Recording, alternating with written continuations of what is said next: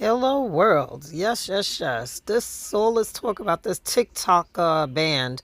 Well, actually, I believe it's now being supposedly extended, possibly, by President Trump for 90 days. I'm not certain, but it seems like people's having these emotional breakdowns, and including my daughter, who's was actually shocked that it ended. I am also just finding out about this band. So I'm wondering if others are feeling the same. But anyway, they have this new app I just heard about called Red Nose. Well, listen to what's being said about this app. To Little Red Book, as in communist leader Mao's book of quotations that came out, the Little Red Book. Surely nothing to worry about there. For more, let's bring in social media expert and creatorgenius.com founder, Ari Jacob. Great to see you, Ari. So are you going to go over to Mao Zedong's Little Red Book? Absolutely not, and I would encourage you not to either. But you know, why? I think. Oh, go ahead. No, why? Well, well, mainly because we don't know what they're going to do with our data, and not just that. When you sign up for the platform, it actually tells you you're giving away your IP, your name, your likeness, and we don't have to pay you for it. We just own it.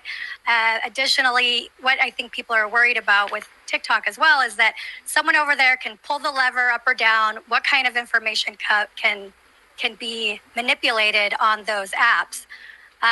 But you know, I think that people really need to understand why in heaven's name would anybody do this, right? And that's because people are so angry about the TikTok ban. Users are really frustrated because lawmakers don't seem to understand what makes TikTok unique. For example, Justice Alito compared TikTok to, is it an old T-shirt that you just can't let go of? And some people said, you know, why don't you guys just build a new algorithm? And I think what people need to understand is that TikTok's algorithm is like a skyscraper. It's built on billions of interactions over time, and you can't just build it overnight. And unlike Instagram, it's not just for pretty popular people. It kind of gives anyone a chance to go viral. So as someone who focuses on short form video for American businesses, I understand why people are upset, but I'm still not going to that other app.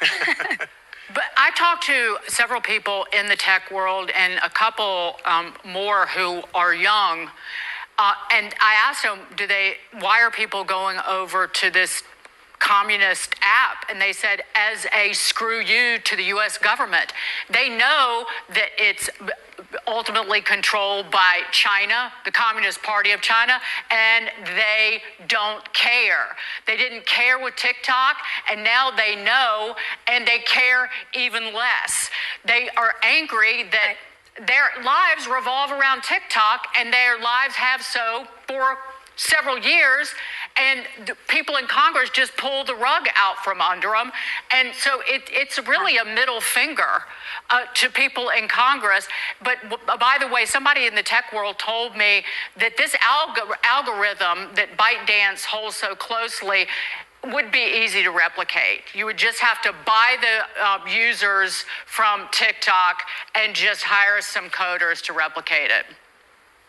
So that's the thing, right? Is even if you rebuilt it and started from zero, that's basically like telling creators, when you're telling them to go to Instagram or go to a new app, you're basically telling creators just move apps. That's like telling a valedictorian to transfer schools 2 weeks before graduation and start over as a freshman in another country where they don't speak the language. So as you can imagine, that frustration has led the Americans to download RedNote.